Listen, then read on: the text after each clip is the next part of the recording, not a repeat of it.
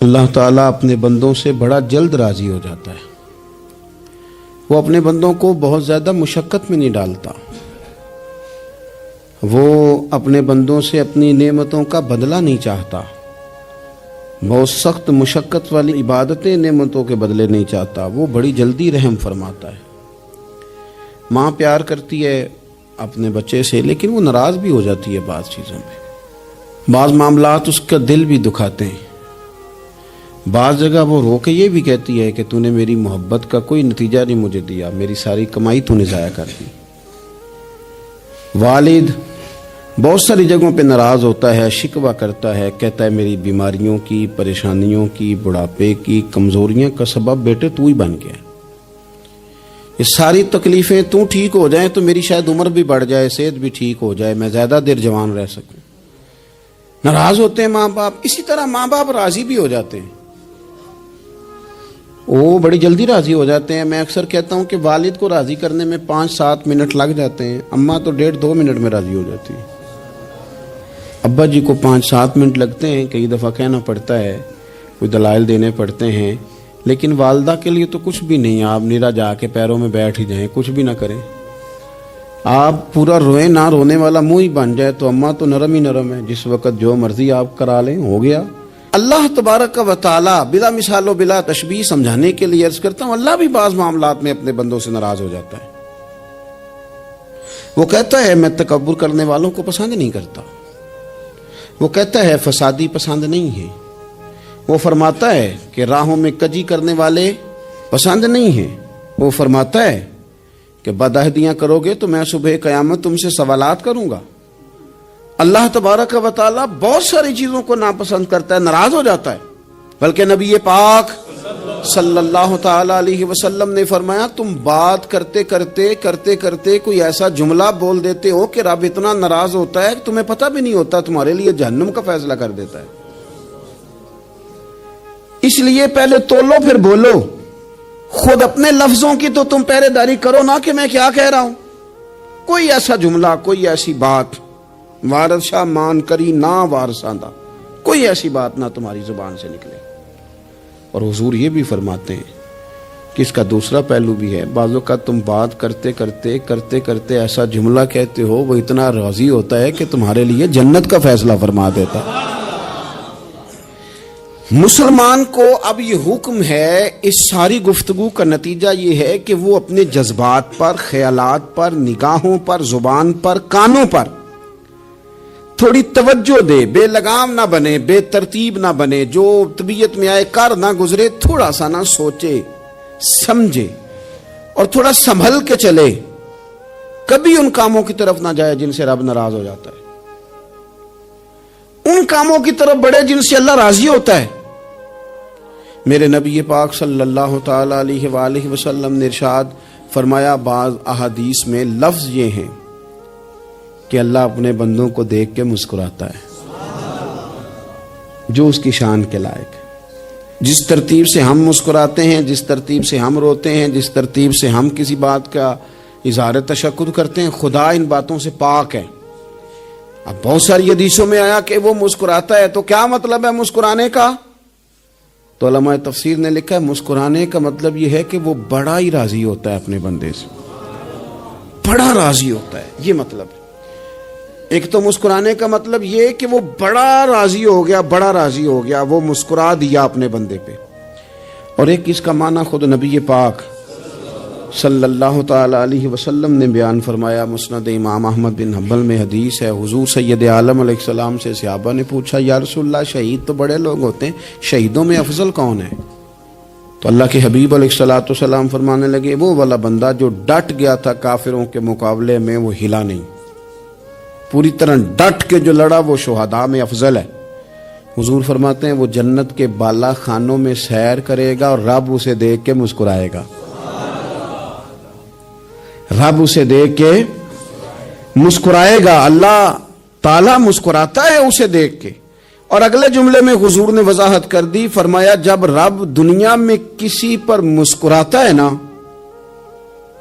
تو اس کا معنی یہ ہے کہ قیامت میں پھر اللہ اسے حساب کوئی نہیں لے گا.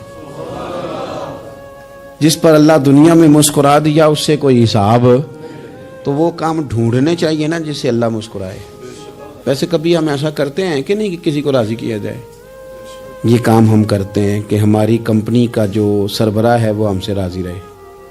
جس ادارے میں ہم پڑھاتے ہیں اس ادارے کا بڑا ہم سے راضی رہے. یہ کرتے ہیں ہم. اس کے لیے کچھ نہ کچھ ہیلے بہانے ہم کرتے ہیں. برادری، قبیلہ، علاقہ، بستی، لوگ کسی طریقے سے ہمارے ساتھ مطمئن رہیں. کرتے ہیں نا یہ سارے کام. اس میں تھوڑی مشکل بھی ہمیں آتی ہے لیکن کرتے ہیں. کیا کریں؟ گھر میں بھی کئی دفعہ ایسا ماحول بنانا پڑتا ہے. چلیں ایک اور میٹھی مثال دیتے ہیں، زیادہ سمجھ میں آئے گی. چھوٹا بچہ خوش رہے، آپ اس کے لیے محنت نہیں کرتے. وہ چھوٹا ہے، اس کو خوش کرنا فرض ہے ابا پہ. لیکن وہ کہتا ہے کہ میں نے موٹر سائیکل لینا ہے. چھوٹا ہے، چلا ہی نہیں پائے گا، تو ابا پھر اسے راضی کرتا ہے، کہتا ہے بیٹے چھوٹا سائیکل لے لے، چل میں تجھے اڑانے والا جہاز لے دیتا ہوں. مقصود کیا ہے کہ اس کو ناراض نہیں کرنا، یہ روئے نہ، اس کا دل نہ ٹوٹے. ہو یارو سنو نا میں کیا کہہ رہا ہوں.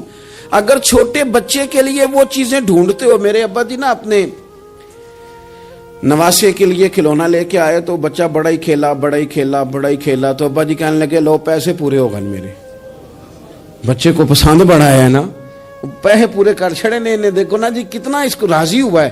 تو انسان کیا کرتا ہے کہ کوشش کرتا ہے چھوٹا بچہ بھی ناراض نہ ہو، تو وہ چیزیں وہ ڈھونڈتا ہے کہ اس کو کیا پسند ہے. چاکلیٹ لے جاؤں، فلاں چیز لے جاؤں، آئس کریم لے جاؤں. تو ایک بچے کے لیے، گھر کے لیے، سربراہ کے لیے اتنی محنت کرتے ہو، تو وہ کام بھی ہمیں ڈھونڈ کے تلاش کرنے چاہیے نا جس سے رب راضی ہوتا ہے، اللہ راضی ہوتا ہے. بتاؤں وہ کون کون سے کام ہیں؟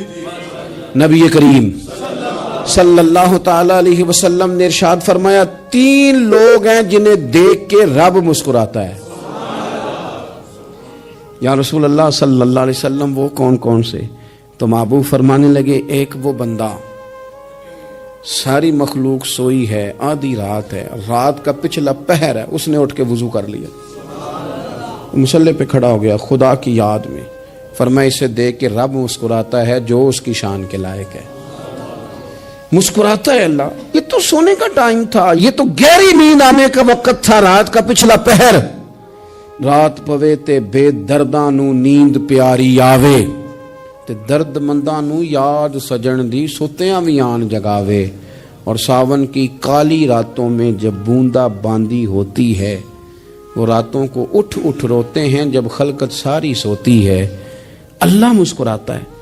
اور سننا میرے بھائی، میرے نبی پاک صلی اللہ تعالی علیہ وسلم فرماتے ہیں جب مسلمان نماز کے لیے صفیں بناتے ہیں نا، ترتیب لگ رہی ہوتی ہے، اب اللہ کی بارگاہ میں کھڑے ہوں گے، قیام کریں گے، رکوع کریں گے، سجود کریں گے. فرمایا جب مومن صفیں بناتے ہیں تو رب دیکھ کے مسکراتا ہے. مسکراتا ہے. کمال ہو گئے عروج بندگی کا. جب بندے کو دیکھ کے رب مسکرائے، خدا بندے سے خود پوچھے بتا تیری رضا کیا ہے، مسکراتا ہے. اور میرے نبی پاک علیہ السلام فرماتے ہیں جب مجاہد جہاد کے لیے صفیں سیدھی کرتے ہیں. آج تو یہ رب کے نام پہ مرنے ہی آ گئے. یہ صفوں میں کھڑے ہوں گے، ترتیب سے لڑیں گے، ترتیب سے گلا کاٹیں گے کافروں کا یا شہادت لیں گے. فرمایا جب جہاد کے لوگ صفیں بناتے ہیں تو رب انہیں دیکھ کے مسکراتا ہے. کتنے نصیبوں والا وہ بندہ ہے جسے دیکھ کے مسکرا دیا. او یار کبھی تیرا بیٹا تیرے سامنے مسکرائے نا چھوٹا، تو تیرا دل باغ باغ ہو جاتا ہے. تیری ماں بیمار کسی ایک دن صحیح طرح ہنس پڑے تو طبیعت خوش ہو جاتی. مجھے بتاؤ نا جس کا رب بھی اسے دیکھ کے ہنس پڑے، جو اس کی شان کے لائق ہے. کیا اس بندے کے نصیبیں ہیں، کیا اس کے مقدر ہیں. آپ اس مقام پر اپنے آپ کو لائیں. اب دیکھیں نا یہ حدیث آپ نے سن لی. اب ہم نے نا اس طرح صفحے نہیں بنانے جس طرح ساری دنیا. اب ذرا صفحے بھی شوق سے بنائیں گے. اب ذرا تھوڑا سا شوق پیدا کریں گے. بھئی یہ تو میں وہ کام کرنے لگا ہوں جسے دیکھ کے رب مسکراتا ہے. نبی پاک صلی اللہ علیہ وسلم نے فرمایا جب کو بندہ توبہ کرتا ہے نا، ہم توبہ کا رٹا لگاتے ہیں، یا اللہ میری توبہ یا اللہ. اور توبہ کا تو مطلب یہ ہے کہ پچھلے گناہوں سے پکی توبہ، آج کے بعد یہ غلطی نہ کرنے کا پکا وعدہ. تو نے ساری شب برات رو کے گزاری ہے، بتا سویرے جھوٹ جوڑنے کا ارادہ ہے تیرا؟ آج کے بعد رشوت تو نہیں نہ لے گا، ملاوٹ تو نہیں نہ کرے گا، یہ توبہ ہے. اور اگر سارے کام اسی طرح کرنے تو پھر یہ توبہ کا رٹا ہے. جتنا مرضی لگاؤ، حضرت علی بن ربیعہ رضی اللہ تعالیٰ عنہ فرماتے ہیں میں مولا علی کے ساتھ تھا، مقام حرہ کی طرف جا رہے تھے، حضرت علی نے ہاتھ اٹھا کے دعا مانگی ہماری تعلیم کے لیے، ورنہ حضرت علی ہم صحابہ کو محفوظ عن الخطا تو مانتے ہیں نا، ہاتھ اٹھا کے کہا اے اللہ ہمارے گناہ بخش دے، تیرے علاوہ کوئی معاف کرنے والا نہیں۔ اور پھر حضرت علی آسمان کی طرف دیکھا اور دیکھ کے نا حضرت علی بن ربیعہ کو تو مسکرائے۔ حضرت علی بن ربیعہ کہنے لگے حضور مسکرائے کیوں ہو؟ فرمانے لگے ایک دن میں حضور کے ساتھ اسی طرح آیا تھا، اسی طرح حضور نے دعا فرمائی تھی ہماری تعلیم کے لیے، اور پھر حضور مجھے دیکھ کے مسکرائے تھے اور فرمایا جب کوئی بندہ رب کی بارگاہ میں اس طرح استغفار کرتا ہے تو رب مسکراتا ہے اور مسکرا کے فرماتا دیکھ لو میرے بندوں کو پتا ہے کہ میرے علاوہ معاف کرنے والا کوئی نہیں، انہیں پتا ہے، تم اس کی بارگاہ میں رجوع تو لاؤ، آؤ تو صحیح دو آنسو لے کر۔ اقبال کہتے ہیں کہ موتی سمجھ کے شان کریمی نے چن لیا، قطرے دو گرے میرے ار کے انفعال کے، دو میں نے آنسو بہائے تھے تو اس کے کرم نے تو موتی سمجھ کے چن لیے۔ سنو نا حضور اس استغفار کو اللہ کو یار رات کو توبہ کر کے سونا چاہیے ہمیں، کچھ غلطیاں ہم کرنا نہیں چاہتے پر ہم سے ہو جاتی ہیں، کچھ دل ہم توڑنا نہیں چاہتے پر وہ ٹوٹ جاتے ہیں، ہماری مجبوری ہوتی ہے ٹوٹ جاتے ہیں، رات کو اس کی بارگاہ میں ہاتھ باندھ کے کشکول طلب دراز کر کے خوب استغفار پڑھنا چاہیے کہ مالک بندے ہیں نا کیا کریں، نفس کا ساتھ ہے، دنیا کا ساتھ ہے، خواہشات نفسانیہ، مالک معاف کر دے، درد سے توبہ، رسم نہ ہو، کہانی نہ ہو، لفظ نہ ہو، جملے نہ ہو، اور جناب ایسے لوگوں کے بیچ بڑے ہاتھ باندھ کے اور بڑا کوئی ضرورت نہیں، آپ اکیلے اپنی چارپائی پہ بستر کے اندر منہ دے کے بھی درد سے کہیں گے نا معاف کر دے تو وہ تو مہربانی بڑا ہے۔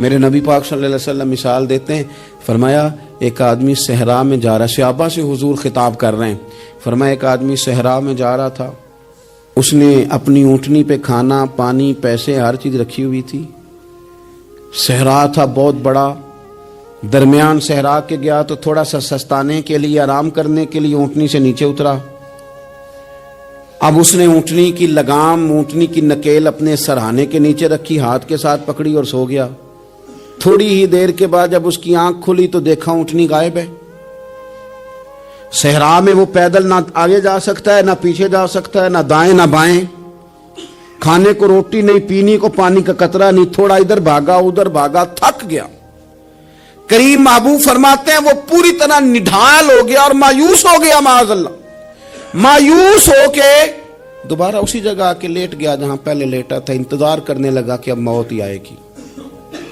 آخری وقت ہے، اب نہ میں پیدل یہ صحرا کراس کر سکتا ہوں، نہ پیچھے جا سکتا ہوں، نہ کھانا ہے نہ پانی ہے، سوائے موت کے کوئی سہارا نہیں۔ حضور فرماتے ہیں وہ رستے میں دوبارہ لیٹ گیا، اچانک اس نے رخ بدلا تو اونٹنی سامنے کھڑی تھی، حضور نے صحابہ سے پوچھا بتاؤ نا اسے بھلا کتنی کو خوشی ہوگی؟ یا رسول اللہ جسے نئی زندگی مل گئی ہے۔ آپ دیکھیں نا سارے ڈاکٹروں نے کہہ دیا کہ اس کے تو گردے میدا جگر ہر چیز ختم ہے، گھر لے جاؤ خدمت کرو، ہر طرف پریشانی ہے، وہ بندہ بھی سمجھ گیا ہے کہ آخری وقت آ گیا، کل جاؤں پرسوں جاؤں، تیاری ہو گئی، سب لوگ آ گئے، باہر والے بھی آ گئے، یہ ماحول ایک عجیب رنگ اختیار کر گیا۔ اچانک ایک ڈاکٹر نے آ کے کہا نہیں غلطی لگ گئی تھی۔ مجھے بتائیے انداز کیا ہوتا ہے؟ بغیر دوائی کے بندہ اٹھ کے کھڑا نہیں ہو جاتا، او میں تو بچ گیا ہوں۔ نبی پاک صلی اللہ علیہ وسلم فرمانے لگے اس کی اونٹنی مل گئی، بتاؤ بھلا اسے کتنی خوشی ہوگی؟ یا رسول اللہ وہ تو دوبارہ دنیا میں آ گیا۔ حضور فرمانے لگے اسے کچھ بھی خوشی نہیں ہوئی۔ جب کوئی رب کا گناہگار بندہ آ کے توبہ کرتا ہے، رب کو اس سے کئی گنا زیادہ خوشی ہوتی ہے۔ میرا بندہ آ گیا ہے، میرا بندہ آ گیا ہے، میرے گھر آ گیا، اس نے آنسو بہائے ہیں، اس نے کہا اللہ میں تیرا ہی ہوں، تیرا ہی رزق کھاتا ہوں، تیری ہی زمین پہ رہتا ہوں، تیرے نام سے میری سانسیں چلتی ہیں۔ وہ آ گیا، فرمایا اس اونٹنی والے سے زیادہ رب کو خوشی ہوتی ہے جب گناہگار آ کے توبہ کرتا ہے۔ گناہگاروں کے آنسو اس کی بارگاہ میں بڑے مقبول ہیں، لیکن ہم رسم ادا کرتے ہیں، توبہ نہیں کرتے، ہم اپنے آپ کے ساتھ دھوکہ کرتے ہیں، جھوٹ بولتے ہیں۔ ہم بندہ کوئی ناراض ہو جائے تو ہمیں کو نہیں نیند آتی، اس کے گھر چلے جاتے ہیں۔ ہم اپنے سارے رشتوں کو تعلقات کو مینٹین کر کے رکھنے کے عادی ہیں. ہمیں پتہ ہے کہ وہاں میں نہیں جا سکا تو بیٹا بھیجتا ہوں, فلاں شادی پہ میں نہیں جا سکا تو بھتیجا بھیجتا ہوں, بھائی بھیجتا ہوں. ہر تعلق کا ہم نے خیال رکھا کوئی روٹھ نہ جائے. لیکن کمال ہے نا, یہ نہیں سوچا کہ اگر رب روٹھ گیا تو جب وہ روٹھ جائے نا تو سارے رشتے بھی بندے کے پاس موجود ہوں تو کوئی کارآمد نہیں ہوتا. پھر کروڑوں روپیہ جیب میں ہوں تو ڈاکٹروں کی دوائیاں اثر نہیں کرتی. وہ روٹھ جائے تو پھر انسان اس طرح سے پھسلتا ہے کہ بڑے بڑے اس کے پاس دروازے ہوتے ہیں پر کسی جگہ اس کا ہاتھ نہیں لگتا. خدا را خیال کریں, دنیا روٹتی ہے تو روٹھ جائے, رب رسول ناراض نہ ہونے پائیں, اس کا خیال کریں. حضور فرماتے ہیں وہ مسکراتا ہے, اسے خوشی ہوتی ہے جب کوئی اس کا بندہ اس کی طرف رجوع کرتا ہے. میرے عزیزو, رسول پاک صلی اللہ تعالی علیہ وسلم نے ان لوگوں کے تذکرے کیے جنہیں دیکھ کے رب مسکراتا ہے. ہم نا گناہگاروں پر بھی فتویٰ دینے میں جلدی کرتے ہیں اور نیکی پر بشارت دینے میں بھی جلدی کرتے ہیں, حالانکہ یہ ہماری ذمہ داری نہیں. پتہ نہیں اللہ تعالیٰ کس کو کب توفیق توبہ دے کے اپنے قریب کر لے, لیکن بڑی جلدی ہے, بڑی جلدی فتویٰ دینے میں. اور یہ فتویٰ صرف مفتیوں کا نہیں رہ گیا, یہ میری طرح کے آپ کی طرح کے ڈھیروں لوگ ہیں جنہوں نے جیبوں میں فتوے ڈالے ہوئے. بھئی آپ نے کیوں ذمہ داری لے لی ہے جنت میں داخل کرنے کی اور نکالنے کی؟ یہ تو میرے رب کریم کا کرم ہے, وہ جس کو چاہے جب چاہے جتنا چاہے عطا کرے. لیکن کچھ لوگ نا بڑے پکے ہو گئے ہیں کہ شاید جو میں سوچ رہا ہوں وہی درست ہے. کبھی کبھی کچھ چیزیں عجیب بھی ہوتی ہیں, لہذا خدا کی رحمت پر بھروسہ کر کے بات کرنی چاہیے, اپنی مرضی کے فتوے نہیں داغنے چاہیے. وہ دیکھو جی فلانا بندہ یوں کر رہا ہے, آپ کو پتہ ہی نہیں پوری بات کا, آپ کو علم ہی نہیں پوری بات کا.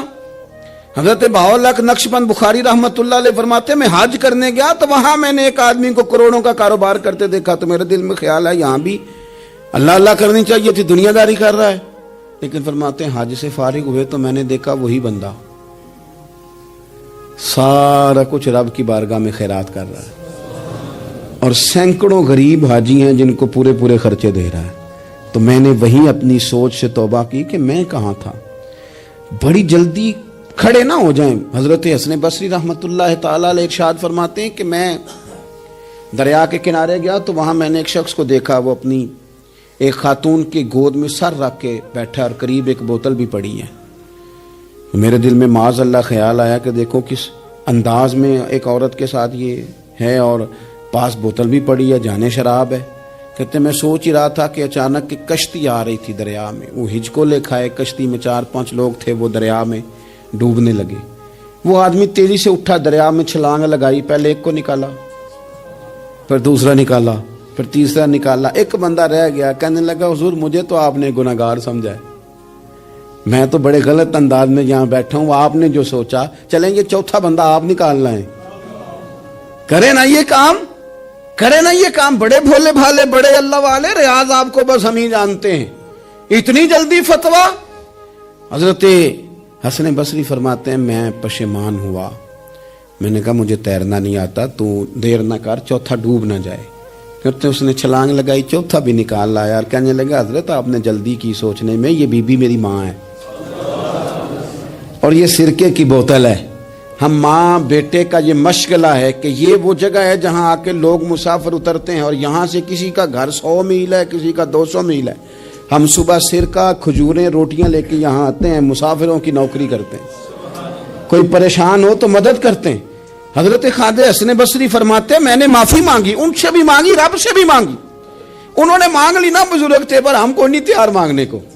ہم ہر وقت بدگمانیاں, وہ فلانے جرم کرتا تھا, میں اسے اب کیسے نیک مان لوں. بھئی اب وہ نمازی ہے, خدا کے گھر آتا جاتا ہے, اب اللہ کی بارگاہ میں حاضر ہوتا ہے. جب رب نے معاف کر دیا تو بھی سوچ بدل جا.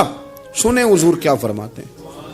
نبی پاک صاحب الاخلاق صلی اللہ تعالی علیہ وسلم فرماتے ہیں, مسند امام احمد بن حنبل دیکھیے, فرمایا رب اس وقت بڑا ہی مسکرائے گا جب قاتل بھی جنت میں جائے گا, مقتول بھی جنت میں جائے گا.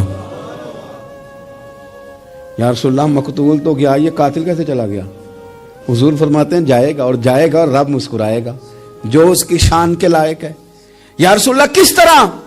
تو نبی پاک صلی اللہ علیہ وسلم فرمانے لگے اس نے ایک مومن کو قتل کیا تھا، وہ شہید ہو کے جنت میں چلا گیا، اب اللہ نے بعد میں اسے توبہ کی توفیق دے دی، پہلے اس نے کلمہ پڑھا، پھر یہ میدان میں اترا، کافروں سے لڑا، یہ شہید ہوا، رب نے اسے بھی جنت دے دی۔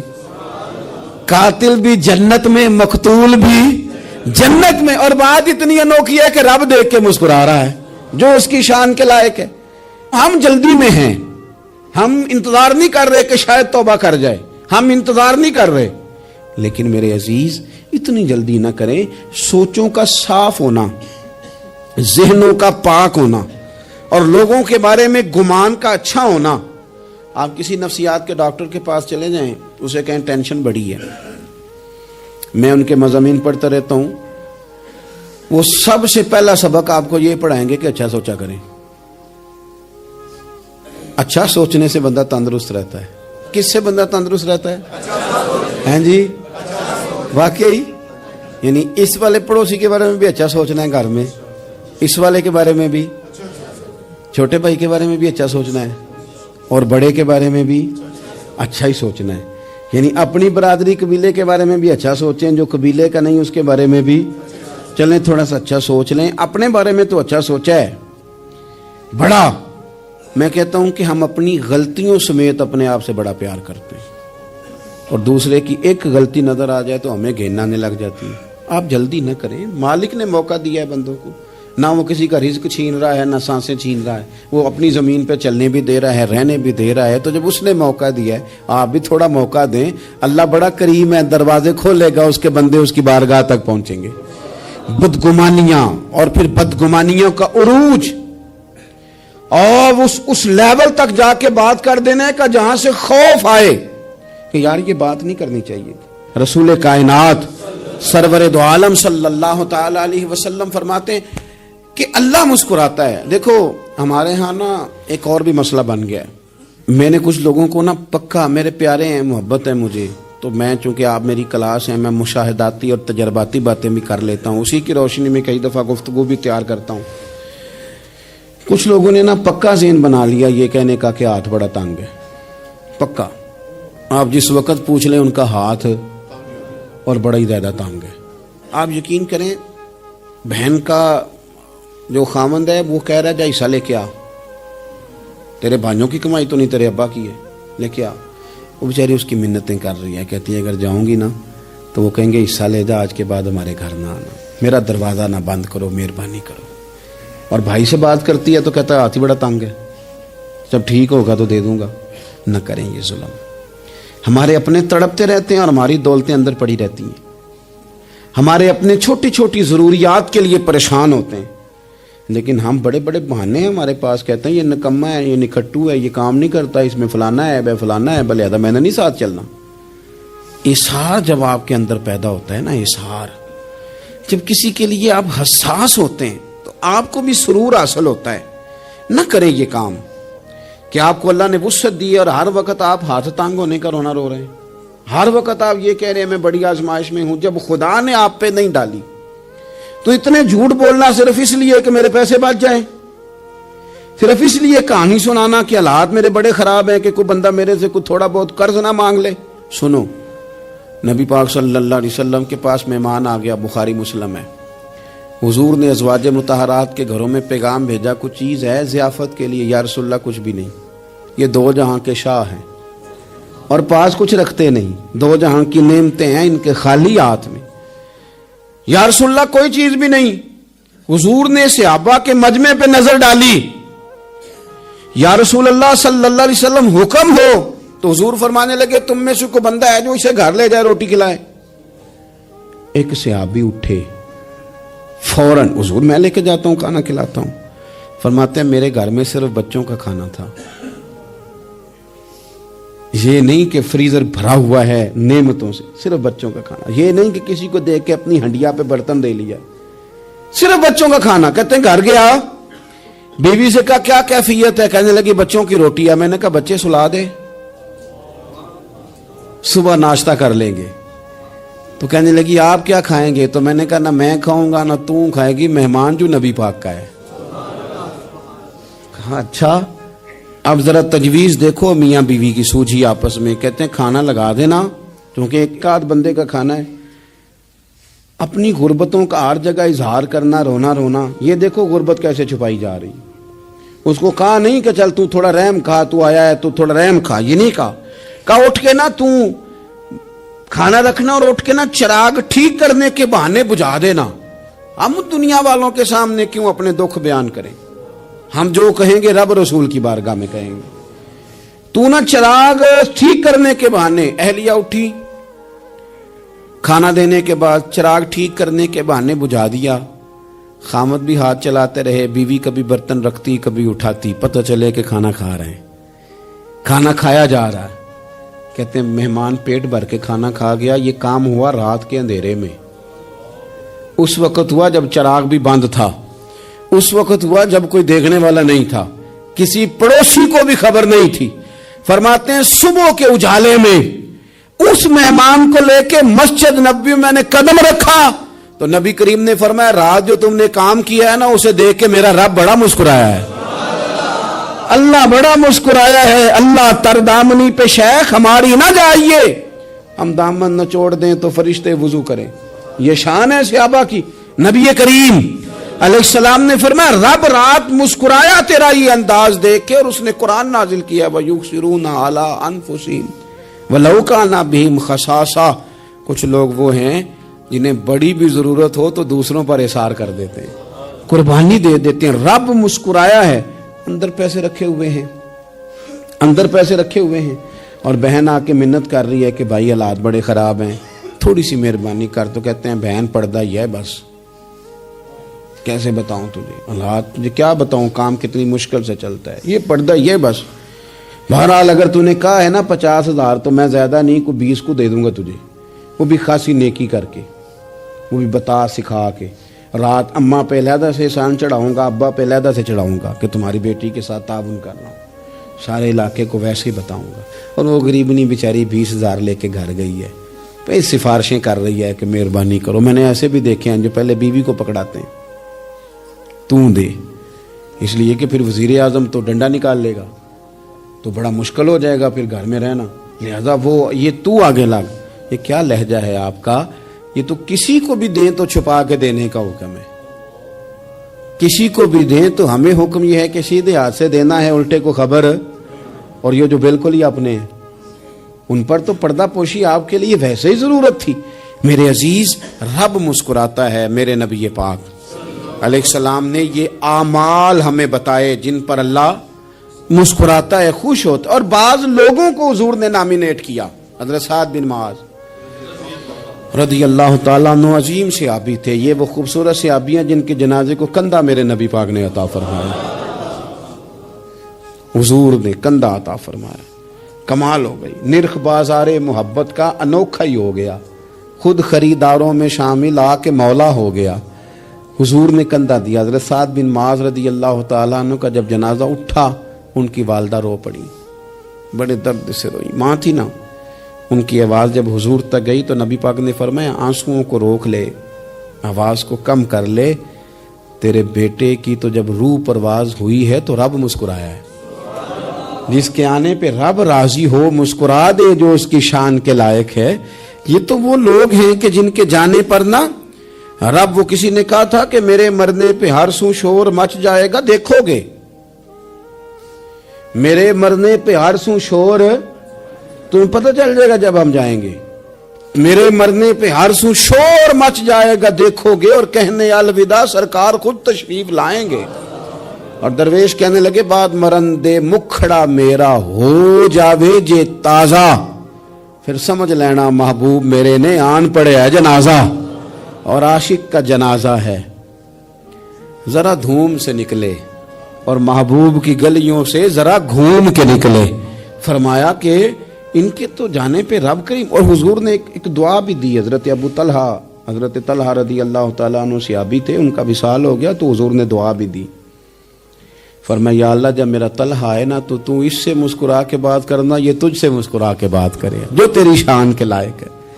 تو اللہ تعالیٰ غائب درجے راضی ہوتا ہے. ایک دفعہ پھر بات دہراتا ہوں, جو میدان میں ڈٹ کے شہید ہو رب اسے دیکھ کے مسکراتا ہے. جو اس کی شان کے لائق. جو توبہ صحیح کریں, سچی کریں, رب انہیں دیکھ کے مسکراتا ہے جو اس کی شان کے لائق ہے. جو نماز کے لیے صفیں بنائے رب انہیں دیکھ کے مسکراتا ہے. جو جہاد کے لیے صفیں بنائے رب دیکھ کے مسکراتا ہے. جو لوگ صبح پچھلے پہر اٹھ کے عبادت کریں رب انہیں دیکھ کے مسکراتا ہے. اور جو کبھی کبھی بھوکے رہ کے دوسروں پر قربان کر کے احسان کر دیں رب انہیں دیکھ کے مسکراتا ہے. بہت بڑی فضیلت ہے.